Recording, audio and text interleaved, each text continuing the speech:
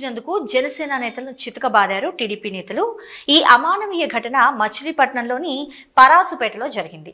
పరాసుపేటలోని వినాయక చవితి శుభాకాంక్షల పేరుతో బ్యానర్ ఒకటి ఏర్పాటు చేశారు కూటమి నేతలు.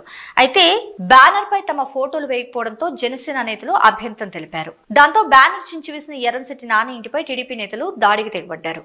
దాడిలో ఎర్రంశెట్టి నానికి తీవ్ర గాయాలు కాగా అతని ఇల్లు కూడా ధ్వంసం చేశారు. అయితే ఇరు వర్గాల మధ్య సెటిల్మెంట్ చేయడంతో వివాదం సద్దుమణిగిందని అంతా అనుకుంటున్నారు. కానీ మరుసటి రోజు మరోసారి ఎర్రంశెట్టి నాని ఇంటిపై టీడీపీ నేతలు దాడి చేసి అక్కడే ఉన్న శాన శ్రీనివాస్ ను రక్తం కారేలా తీవ్రంగా కొట్టారు.